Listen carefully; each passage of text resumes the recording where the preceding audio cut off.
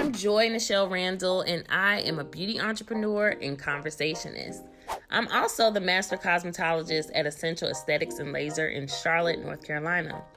My background is in professional makeup artistry. For over 15 years, I've worked with celebrities, major networks, and national magazines. Makeup artistry led me to wanting to know everything I possibly could about skincare, which made me much more health conscious and finally led me to understanding the emotional connections to beauty. I've learned so much along the way, and I want to share it all with you here on Beautiful Conversations. I'm talking all things beauty with experts who are amazing at what they do.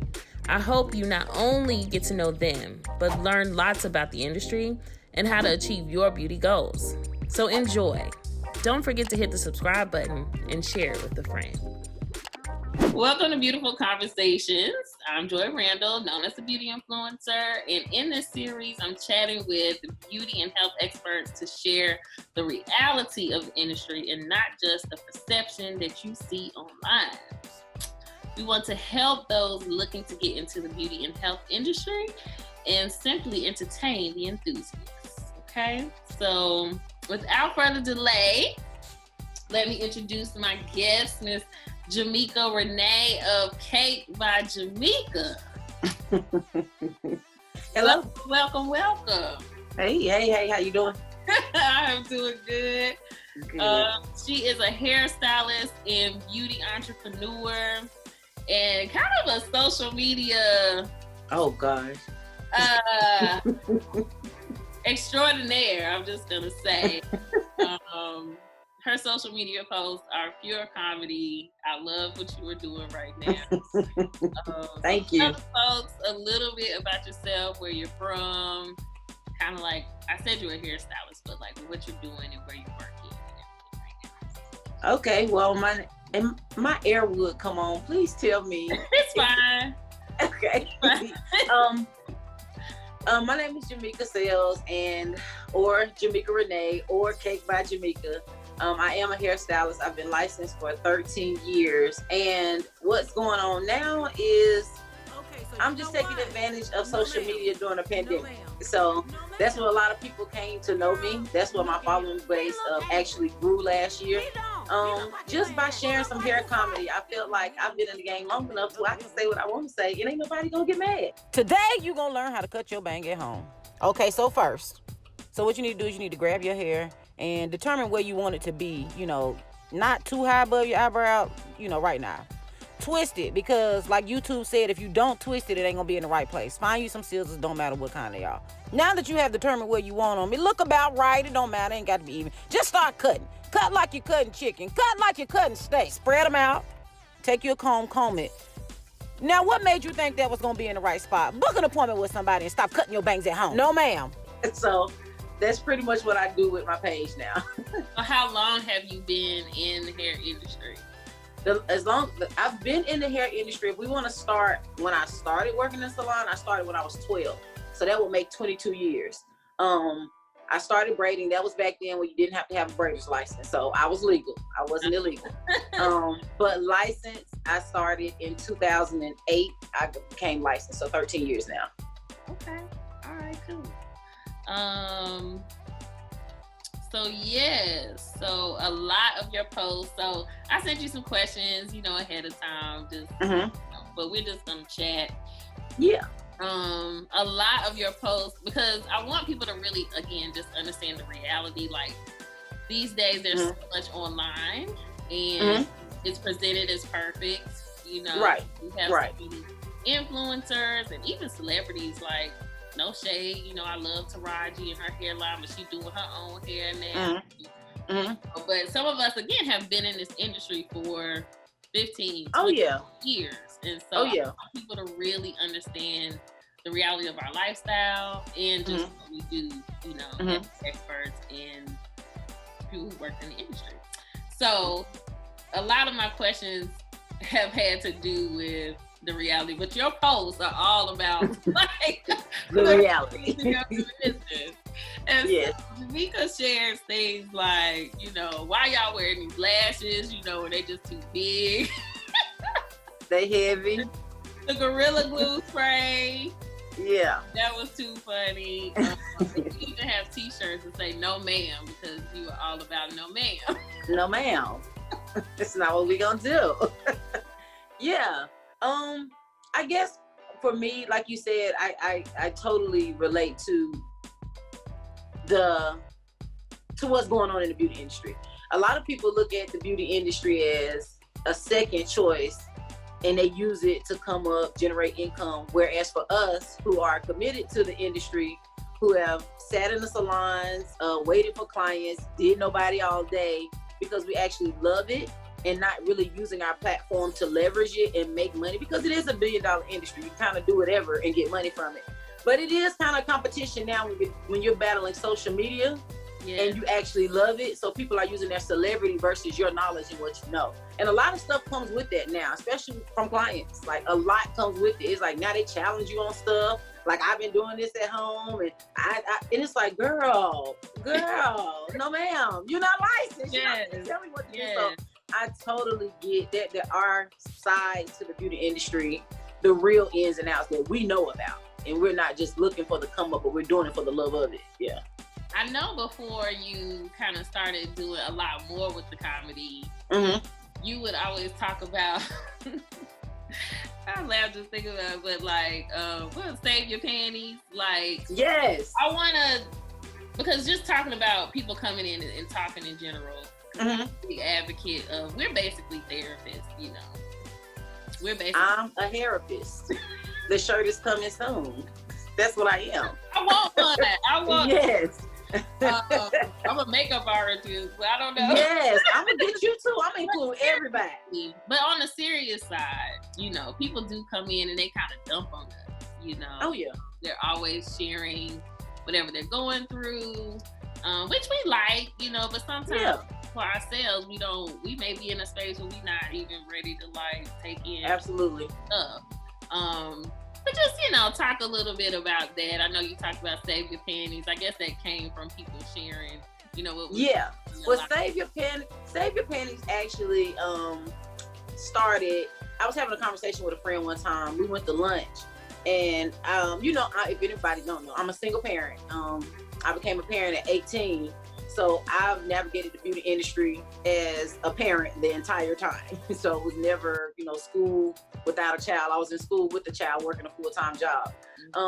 So we were having a conversation, and I was just talking about like the struggles of being a single parent in the beauty industry, and, you know, missing opportunities because you're a single parent.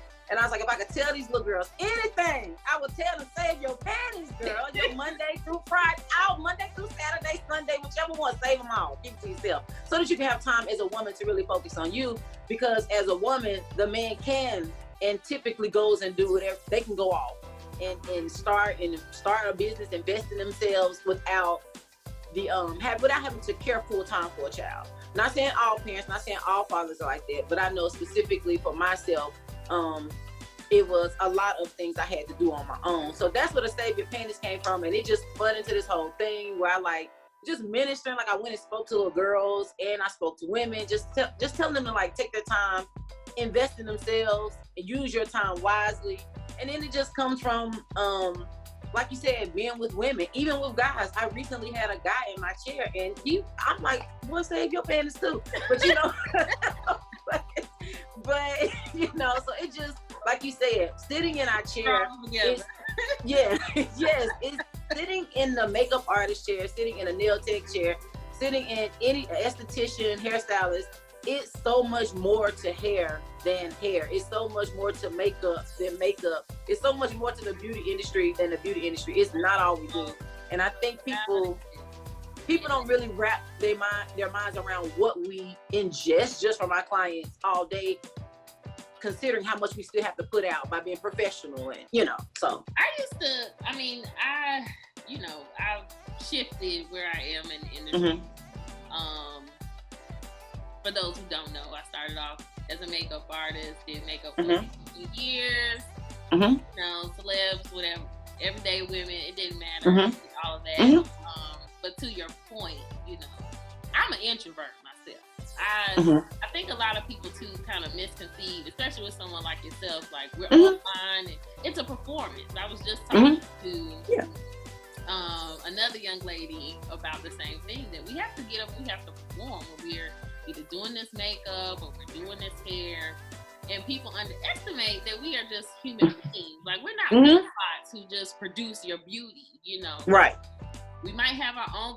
We're a single mother. Like, I am a caregiver for my father, you know. And like, and sometimes people can really dismiss. Like, they don't give a, you know, that we are going through something. Just make me look good, you know. Just make me feel better. Right. I really want to humanize, you know, who we are in the industry, and like you gotta take care of yourself. You have to. You do. You do. Create those boundaries too. Like, we ain't trying to be mean, but it's like, girl, I don't have time. Yeah. Sometimes we learn over the years how to navigate a conversation within parameters as stylists, because we can't always take it all on. Because, girl, I'm trying to cut your bang, but I got to get my son to practice. Like, I'm trying, because there's nobody else to pick him up, and then I have to pick him up, and then too, they don't even understand. Like, as much as we want to give, sometimes we can't, because, like you said, I'm a caregiver. I would like to make my income go up, but I can't be in the shop all day. You know what I'm saying? So it's more to it than just providing a service, but I do also understand that that's the profession that I chose. So like you said, we have to get up, we have to show up sometimes, even when we don't want to, because we don't get PTO. We just put it in there Say that. without any questions, and we just take off. But yeah, it's a lot. It can be overwhelming at times. There's been times I wanted to quit doing hair. People would never know it. There's been times I wanted to say, brush your own hair, and I'm walking out. I did quit. I did. Yeah. Quit for a while, and so it's like, it's tough, it's rewarding, but it's also having to understand it's still a business. We're not most of our businesses are not organizations where we can step back and somebody can take over. No, we have to perform it all. We're the accountant, we build a website, we get in the flyers, we are the stylist, then we turn into a therapist, and then like, oh my gosh, now I got to pick you up, and now I'm transportation. So, you know, and a lot comes with it. I'm starting to think about, like, you know, I'm 40. I just turned 40. I'm proud of it, actually. But you young, boo. I feel you. Yes. And so, but I'm starting to think about, like, health, you know, really, like, health insurance, life insurance, you know, really, we're so used to sometimes kind of getting that money, you know, you can get it quick, like, okay, let me do about 3-4 heads, and then you know. And I don't think sometimes that we think very seriously about, you know, financial planning. Because hands, you know, the body wears out. When you are who uses your body to make your money, even though, you know, we may not be weightlifters or doing, you know, hard labor, you know, but you do these repetitive moves long enough. It's wear and tear. I think too, social media a lot has made it seem like a get rich quick thing. And a lot of these, like, I can speak for myself, but it's a lot of hairstylists, a lot of makeup artists, a lot of estheticians, when they work for themselves, they don't have health insurance. We are paying out of pocket. So we kind of have to do your hair because we kind of have to pay for this. You know what I'm saying? A lot of this stuff is out of pocket, but that's one thing I'm on a mission to this year, is to build what I'm building as if I'm a major corporation. Because we can't do it all. We have to take a break. Like, I know for me, I have a plate and 6 screws in my leg, and I have to stand up and do hair. I can't even do hair sitting down. It's uncomfortable, and I'll mess your hair up. But, you know, I have to find those ways to say, okay, now I need the business has to work for me. So that's like one of the things I tell people that ask me to mentor them. I'm like, you need to start thinking now. Because you don't want to be, when I started, I'm sure you started, you probably started, you're not that much older than me, I'm 34. So I'm sure you started before me, but we didn't come up with Instagram. When I was 12, there was no Facebook. Like, we were word of mouth. You in the shop from 9 o'clock in the morning to 10 o'clock at night, and you did it every day. And then don't let it be a Saturday, you come in at 6 and 5 in the morning and working all day. So I try to tell people now, like, take advantage of this, do the right thing, get somebody that can do a budget for you, get somebody that can show you how to get health insurance, like, figure out different ways to have multiple streams of income, because the beauty industry is cute on Instagram, when your favorite artist or your favorite actor posting all this stuff and you buying all their stuff up out in Target. But when them legs start hurting or them wrists start hurting, they got the income, the supplemental income to take care of themselves, you know. So yeah, it's a lot that comes with it. And two, you know, you said something earlier too that reminded me that I think a lot of us have to remember too, like, these clients, we have great relationships. Again, we have to be personable with you, but they're not your friend. You know what I mean? Like, I learned the hard way, because I've had some really, really awesome clients and some that I was really, really close with. But again, when that humanity showed up, when I had to take my daddy had to move, I needed somebody to give about. Yeah. It got very clear that you're my makeup artist, you know. Yeah. I need you to perform. Like you said, it can be a hard blow, you know, at times. But I think, again, when you just keep it in perspective, because I think most people who work in corporate, they know, they go to work with these people, they leave, you know, they cut it off, okay, right, you know. So yeah, that's not what we do, because like you said, we have to be personal. I can't sit there and not talk to you the entire time and think you're going to come back. So we do have to some extent open ourselves up, you know, and having clientele, but then also opening yourselves up is two-way. It's like, it's positive and it can be negative, because we can open ourselves up and expect them to understand when we can't show up, or I have to cancel you because I got to go to the emergency room and they don't understand and they upset, you know, but you like, but we done had this conversation. So it's like just understanding and having those business practices set in place. I think a lot of the beauty industry, and I'll speak for it, I think it's everybody, but I'm a part of the Black beauty industry, you know, not trying to put race and stuff like that on it. We have to get out of that mom and pop thing and start thinking like your Paul Mitchells and your Carmen's, like how they had systems set in place. Because at the end of the day, you're still a service provider. I don't care how much of that's your homegirl and y'all done had lunch. When it comes to providing a service, they hire you. They are your boss. And I tell my clients that all the time, technically, you're my boss. When you book an appointment with me, you're my boss. I'm not the boss. I have the skill, you know. So we have to really get out of that mindset of, I'm just opening a shop because it's fun. It's like, no, honey, this is a business.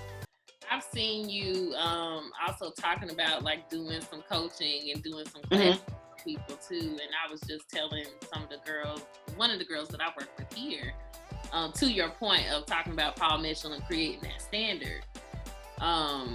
Businesses can only grow so far when it's just you who's able to produce it. Just because there's only 24 hours in a day, there's only you. And until you can basically produce yourself over and over again, so that you're producing that standard, you're not going to be able to make but so much money. Ain't but so many celebrities, and let me tell y'all the truth.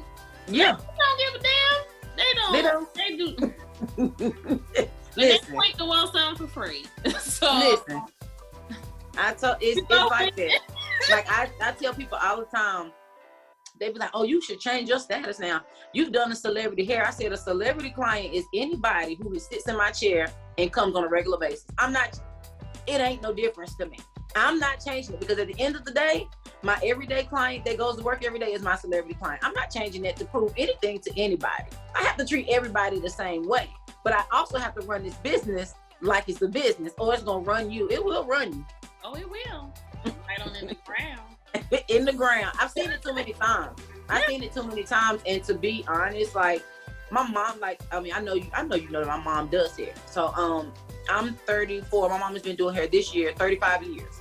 And she's been doing hair all my life. But I've been on the side of seeing, and my aunt before that, when I was in middle school, had already been doing hair 30 plus years. But I've seen top of the line businesses because there's no business structure, because it's not really taught to you in school, because it's not really taught to you after school. It's something you kind of have to figure out or be handed down like other people do for their people.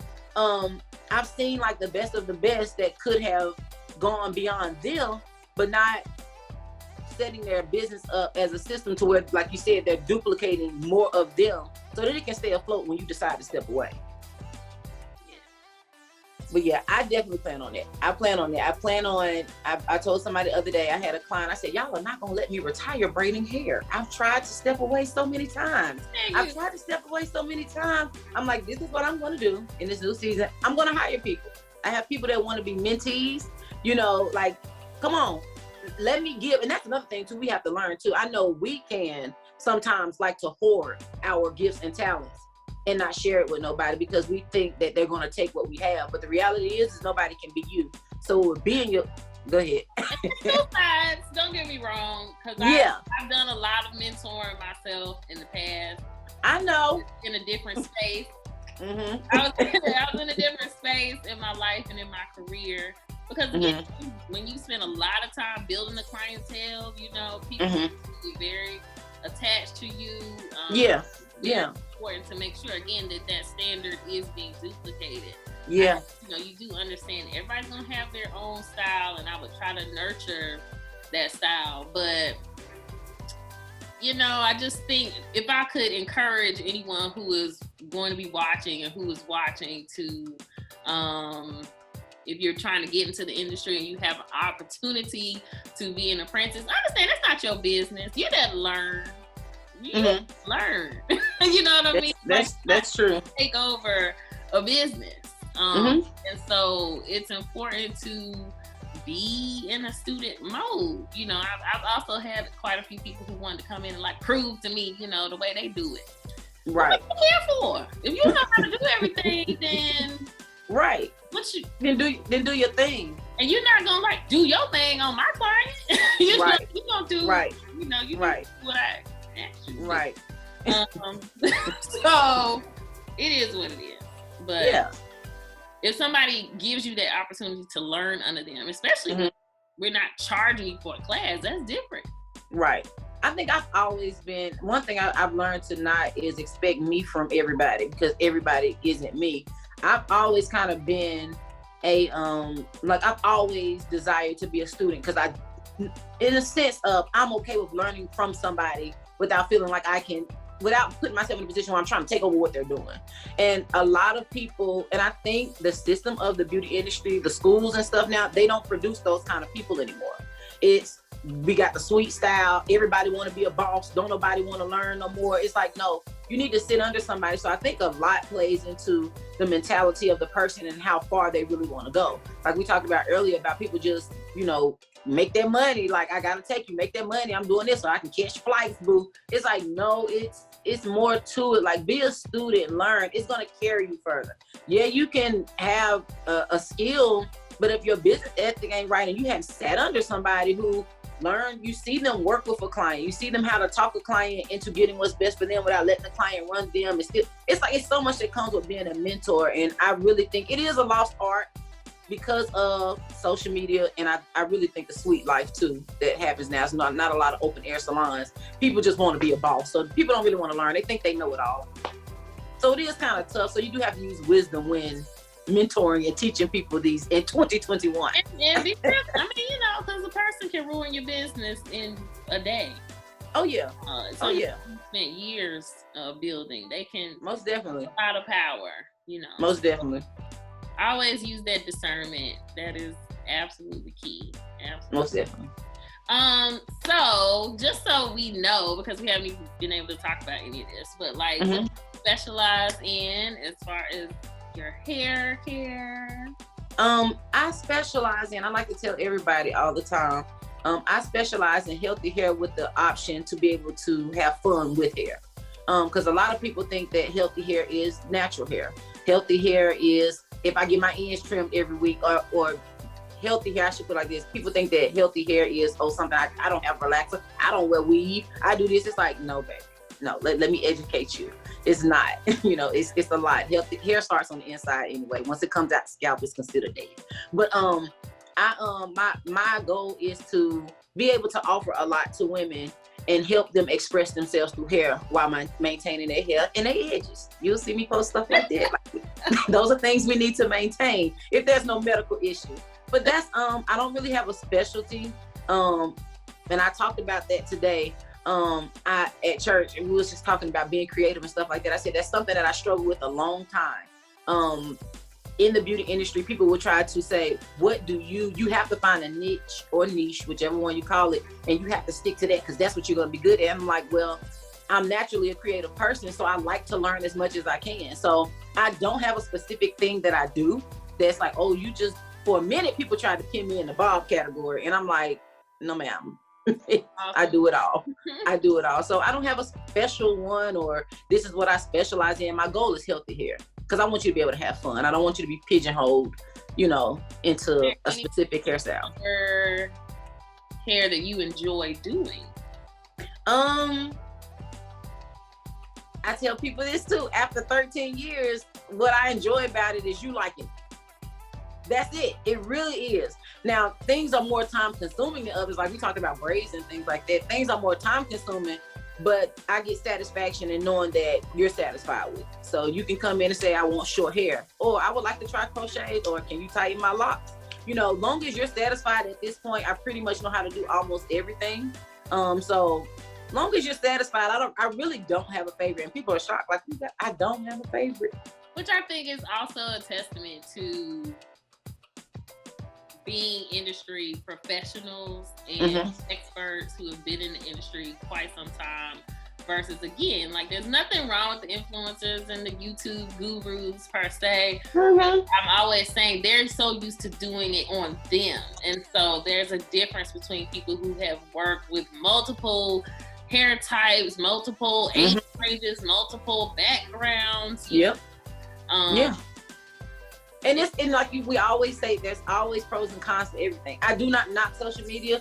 I don't knock now not having to book my clients because my clients know, do not text me, don't call me, go online. So it's pros and cons to it, and then there's also the cons where they'll sit in your chair. I tell my clients though, they bring something into me and they pull up a YouTube video. I say, you can turn that off because you can explain to me what you like and we'll get there. You can show me a picture, but I'm not watching a YouTube video of somebody that's not licensed. It's just not what I'm doing. I'm not knocking them. I'm not saying that they aren't naturally skilled because I was a naturally skilled artist before I was licensed. It just came naturally. So, but yeah. What is one tip that you could give? Because your market is more black hair. What is one tip you could give them about healthy hair that you think just kind of One tip, it may be kind of big, but or a lot to process. But one tip is love and appreciate what you have. As a Black woman, we are totally different. We all have different thicknesses. We have different curl patterns. We have different preferences with our hair. Love what you have, but the most important thing would be your hair is what you feed it first. Is not what I do on the outside. I'm here just to enhance what you already have. So if you're not taking care, I'm not saying live an A1, like I eat carrots and that's it. You're like, no. But your hair starts from the inside first. Just like I know you know with makeup. It starts with the inside first. You don't drink water while you wear your makeup. But anyway, and the same with hair. It's to take care of yourself first. Whether that be with resting and working out, whatever it is you need to do to take care of you and the inside first. Outside of that, make sure that you just embrace what you have. Find a professional that can maintain what you have. Don't let YouTube try to be your hairstylist. Don't you try to do it. This is what I went to school for. This is what I enjoy doing, and I'll take care of your hair for you. So that's pretty much it. Love what you have and find a stylist, boo. I like to say these days, I'm like, don't let life make you ugly. I know people that hate people who say that, but stress, whether it's your hair, whether it's your skin, whether it's your body, listen. That's why you have to say the panties. That's why you have to say things, because stress will make you ugly. Listen. Listen. Some stress gonna come that ain't even solicited, that you ain't even put yourself in, that you have to dismiss and say, no, for my mental, I'm not even gonna go there. It's so, and I tell people that all the time too. I tell my clients that I'm like, if they come and they're shedding, I'm like, are you stressing about something? What's going on? Because some of this is you have hair follicles. It'll tell on you too. Yeah, it would. Yeah, you can so make up all the stories. Oh no, I ain't. Yes, you did. Yes, you did. I've been seeing your stories on Instagram. Somebody gonna upset you. But yeah, just take care of yourself.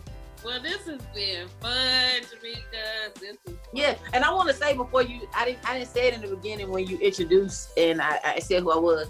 I just have to let everybody know that I found Joy years ago from her card that was left in the desk in a salon that my mom acquired.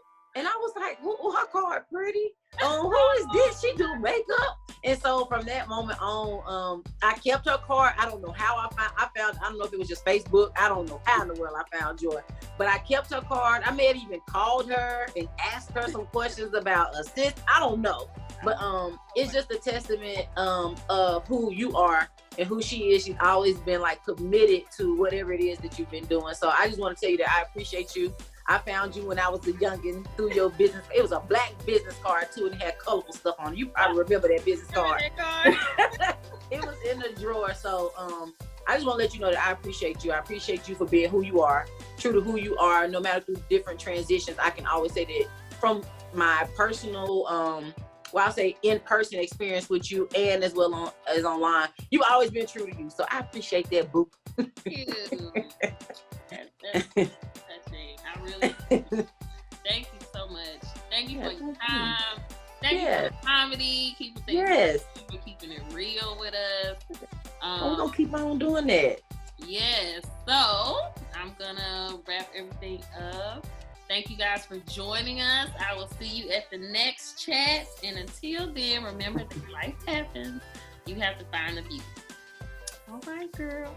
Enjoy the rest of the day. You too, girl. Have a good one.